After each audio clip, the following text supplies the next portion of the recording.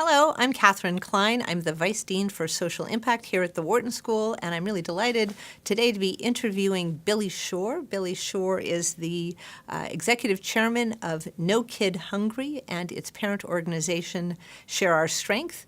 Billy and his sister Debbie co-founded the organization 34 years ago, and in that time they have raised over $600 million to fight hunger and food insecurity and poverty in the United States. So Billy, thanks so much for joining me today. Thanks for having me. Great to have you with us. So my guess is that some of the people who are going to be reading and listening to this interview don't spend a lot of time thinking about hunger, poverty, food insecurity in the United States. They may vaguely have some sense of the nature of these problems. But help us understand, what is the problem of hunger in the United States? What is the problem of food insecurity? What's hunger? What's food insecurity?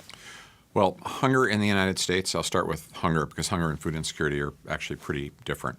But hunger in the United States affects various populations, but the most vulnerable and the least responsible for the situation that they're in are children. And we've got millions of kids in the country, about 1 in 6, who suffer or struggle with hunger in some way or with food insecurity. I guess the most important thing to understand about hunger in the U.S.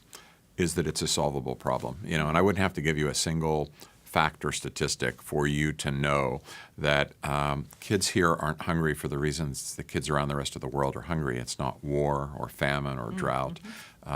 Kids are hungry here because not because we don't have food, not because we don't have food programs like the food stamp program or school breakfast, school lunch, but because we haven't done a good job of connecting them. So hunger is solvable. Food insecurity, and hunger is kind of a physiological issue. Are you getting 3 meals a day? Are you getting the proper nutrition? Are you getting what your body, the calories and then the protein that your body needs to grow? Food insecurity is a measure that comes from surveying people and asking a whole series of questions that are more socioeconomic in nature. Do you make enough money to feel like you can buy your family the best foods? Do you ever have anxiety that you're not going to be able to feed your children as well as you'd like to?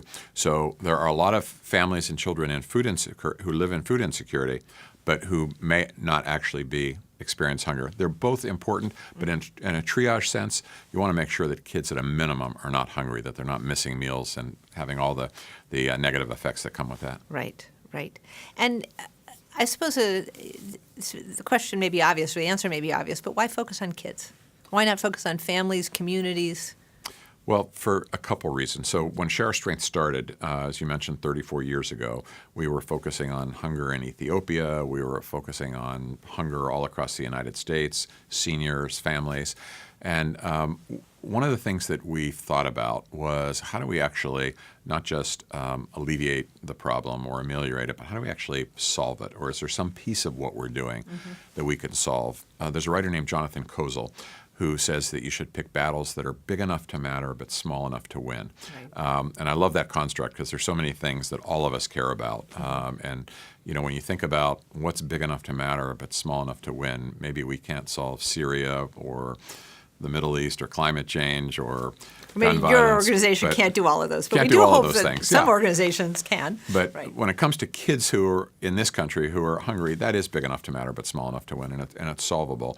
And as I mentioned a moment ago, kids are the most vulnerable. The consequences of being hungry when you're a child developmentally can last you the rest of your life. And they're the least responsible for the situation they're in. They're kind of born into it. So we thought that was a winnable issue, and we've actually made tremendous progress against it. If you ask me this question 5 or 6 or 7 years from now, I'm pretty sure we'll say that we've still got poverty, we've still got food insecurity, and we've still got hunger, but we don't have hungry kids in the United States. Great. So I want to explore that more with you. But first, you've written and talked about how you made a significant shift in Share Our Strength about 10 years ago. So talk with us about what made you make an organizational pivot. What was that pivot? How did you know it was time to make one? Yep. Let's start there. Yeah. Well, Share Our Strength was a grant maker to probably 300 to 400 other nonprofits around the country. So you all were raising money and passing it and and I'd say for the first 20 years of our existence, what most people knew about us, if they knew anything, was that we had this very entrepreneurial way of generating revenues. We didn't have any government money or foundation money or high donor program or direct mail. We basically made money. We organized chefs and restaurateurs to do events for us, corporate marketing partnerships, cause-related marketing. Even today, we have contracts with dozens of corporate partners that fund our organization. It puts us in the position of not competing with brother and sister organizations and not having any strings attached to the dollars, so we can spend them as strategically as we wish. So we were raising that money, bringing new money into the field, granting it out. It was satisfying to almost everybody, except for a handful of us at the center of the organization who were asking ourselves, in effect, is the glass half empty or half full? Are we moving the needle? Are we solving the problem? Or are we just putting a Band-Aid on it? And so we realized that we really needed to put kind of a stake in the ground. We needed to, in this Jonathan Kozol sense of what's big enough to matter but small enough to win, could we pick an area and hold ourselves accountable to actually solving it? And again, in that case, it felt like childhood hunger would be the place to do that. It required a big culture shift on the part of the organization. All of a sudden, we weren't just the good guys giving out money to others. We were accountable to achieving a very specific outcome, and people felt that pressure, and it's a very different feeling. So it's interesting because one way I could interpret what you're saying is you made a decision to focus your efforts. But it sounds like and I think many organizations do that. We're too broad. Our messaging is too unfocused. We need to focus. Sounds like you're saying this was a change that was, yes, about focusing, but it was more than that. Yeah, I think that's a really interesting distinction you're making, because it was about focusing and accountability, and the accountability piece was so important for us. In one sense, it's kind of absurd that one little nonprofit organization would say, we're accountable for ending childhood hunger. Yeah.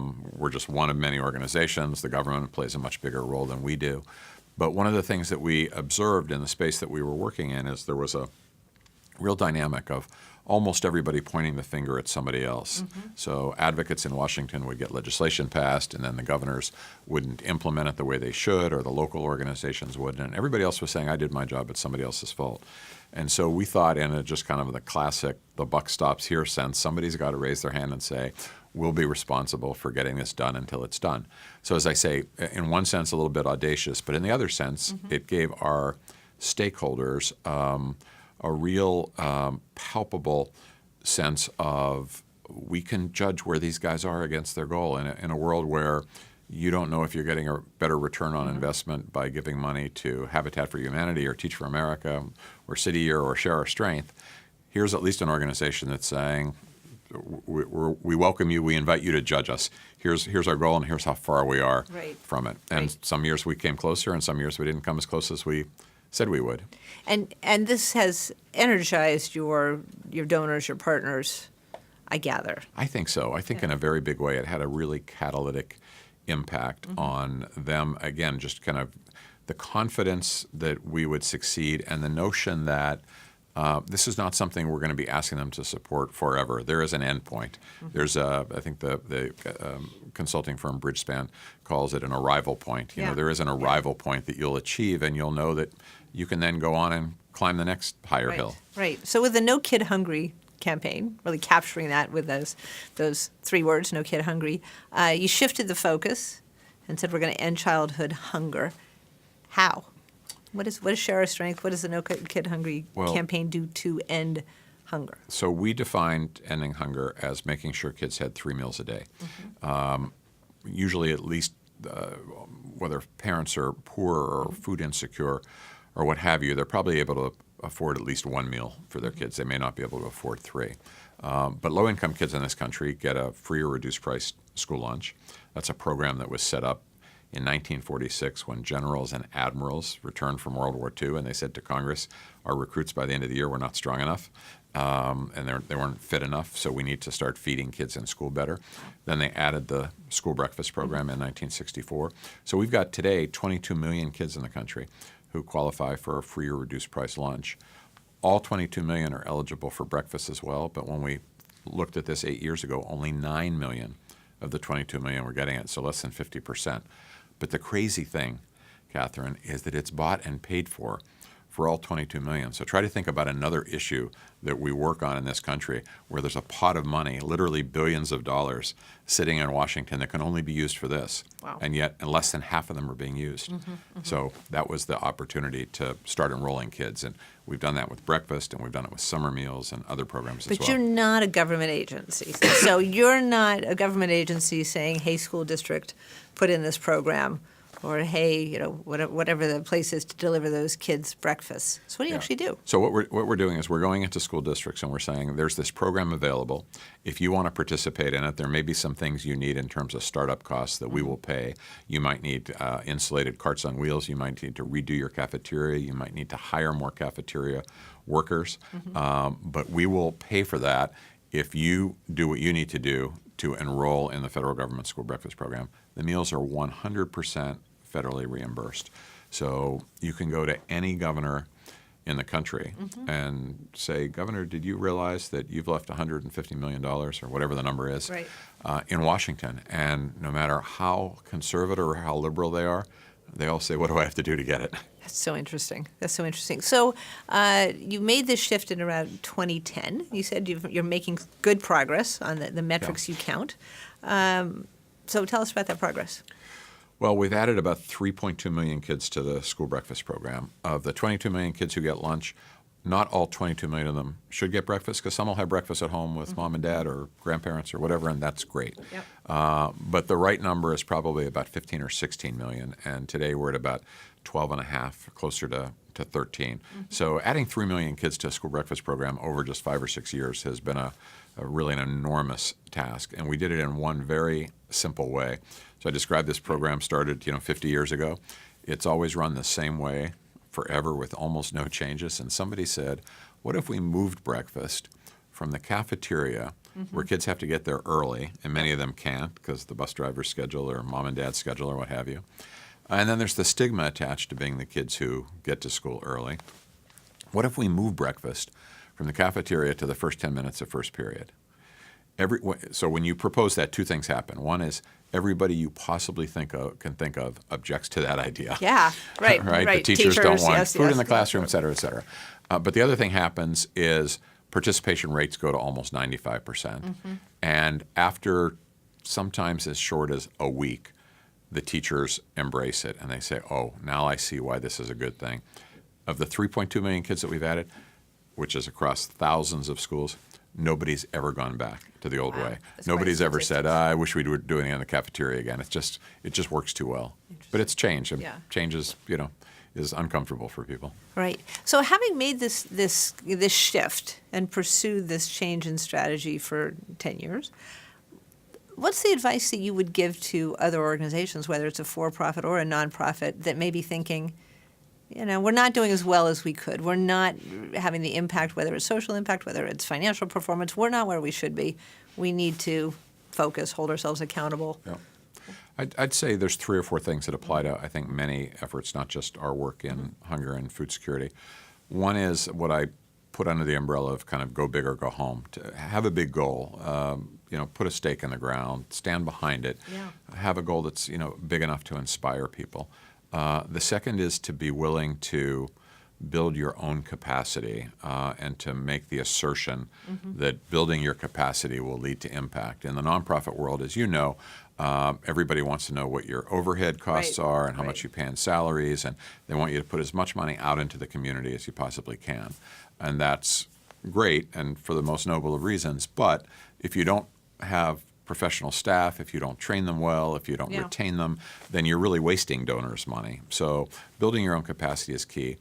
This accountability issue, which we both mentioned, I think is also a very important one. And then finally, I'd say what we came to later than we should have, was this notion that public policy has to play a very important role. That there are very few problems that nonprofits can solve on their own. There are things they can do in terms of innovating and taking risks. But when it comes to scaling up a good idea that they've created or that they've advanced, you're going to need public support. And do you think that there are other sectors, other problems where there is, as you put it, money left on the table, where the public policy exists but isn't being implemented, as effectively as it could and should be? Well, I think, I think there are a lot of places where the advocates work so hard to get a policy to become law that once it does, they're on to the next thing, and that nobody really looks back. So I had this interesting conversation with Marian Wright Edelman from the Children's Defense Fund, who's this iconic leader, in this space, and we were talking about, what battles we should be fighting, and we were going around the table, and she said, well, I think we should pay attention to what Share Our Strength is doing, because we fought and won these battles 40 years ago. So before we go fight the next ones, let's make sure that what we won actually happens and comes to pass. There's a little bit of this in the healthcare and the child health space in particular. There's states that don't fully utilize the child health insurance program. But there's lots of, in terms of just performance and executional issues, separate from money, there's a lot of improvement that could be made across the board in terms of different policies. Right. It makes sense. I mean, think of all the benefits that do exist, but that are difficult for people to access. Yeah. Interesting. So a big part of your model has been this partnering with corporations. So I'd love to hear more about, what corporations give you, what these businesses are giving you, what they get from it. And then I'd like to kind of talk more expansively about the role of business in fighting hunger and food insecurity. Well, we've thought from the beginning that there's a really big role for the business community, and that there's a role for nonprofits to think about not just redistributing wealth, but actually creating wealth. You don't think of nonprofits being in the business of creating wealth or generating revenues, but there's no reason they shouldn't. I have a friend who always says that nonprofit should be a tax status, not your management philosophy, right? You want to make money and use it for the things that you do. And so we had this notion early on, and part of it we understood, part of it we stumbled into, frankly, but as we started to organize chefs and restaurateurs to get involved in the hunger issue, since they made their livelihoods from food, we thought they would feel connected to the issue of hunger. As we started to do that, companies that marketed into the chef and restaurant industry that had something to sell them were coming to us saying, you're a more efficient marketer than we are. You've got 500 of the chefs that we want to be carrying our product. How about instead of us going to 500 of them one at a time, we strike up a partnership with Share Our Strength. So Citibank is a good example. They want chefs and restaurateurs to use a Visa card instead of an American Express card. And they want to go into the restaurant and have a conversation a little bit different than, here's the point spread on our card and the fees. They want to go in and say, hey, you and we're both partners with Share Our Strength. Why don't we do this? Why don't we have a partnership together? Williams-Sonoma, Fiji Water, Ilya Espresso, lots of companies have realized that there are some benefits to doing that. And then I think there's also the important issue of, just because they're human beings like you and me, they want to be doing something meaningful. They want to be having an impact. And some of them get involved for kind of marketing reasons, but then stay involved because they find it really fulfilling to be able to offer their employees this opportunity to have a big difference. And so we often hear about engagement and social impact engagement by corporations for all those reasons, right? Through philanthropy, for marketing, for engagement, for reputation, and even a real belief in the social issues. Is there, as you think about the next 10 years, you've been quite visionary about this, is there, as this conversation changes about the role of business and this notion that businesses should pay more attention to social issues, business can and should have a social impact, and it should be part of the the mission of the organization and the business model. So not necessarily philanthropy or marketing, but this is actually core to our business. Right. Do you have thoughts on that in this space? Yeah, I think it's related to what's going on in social media and the pressures it creates on business. So you and I are having this conversation on the day that Dick's, the sporting goods store, announced that they're no longer going to stock the AR-15.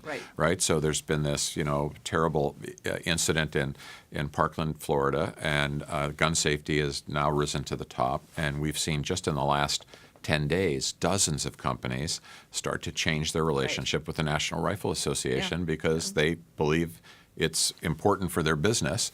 It's probably something that they've, wanted to do perhaps anyhow, but maybe didn't have the courage or didn't realize it aligned with business reasons. So yeah, I think business leaders are going to play a larger and larger role. And certainly in our case, if we've got the CEO of a company that can write a letter to the governor the CEO of Deloitte did a press conference with us in which he said, this was at the time a man named Joe Echeverrius, and he said, we hire 30,000 young people a year.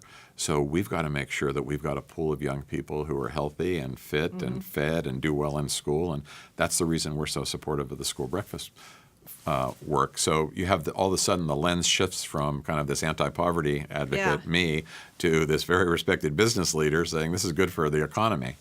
So yeah, I think business will play more of a role. Right. Interesting challenges for CEOs as they start to have this larger public role. So great. Well, if somebody wants to learn more about food insecurity, hunger, volunteer, make a difference, resources for people to pursue? Yeah, we've got a lot of them. So our best link to our website is nokidhungry.org. But we've also got there a Center for Best Practices that talks about all of the ways that communities around the country are working on these issues of hunger and food insecurity and poverty. We've got a list of all the events that people can volunteer at or donate to. Great. But yeah, nokidhungry.org is the place to go. Perfect. Great. Well, Billy Shore, thanks so much for talking with me. Great to hear all about your continuing good work at Share Our Strength. Thanks. Thank you. For more insight from Knowledge at Wharton, please visit knowledge.wharton.upenn.edu.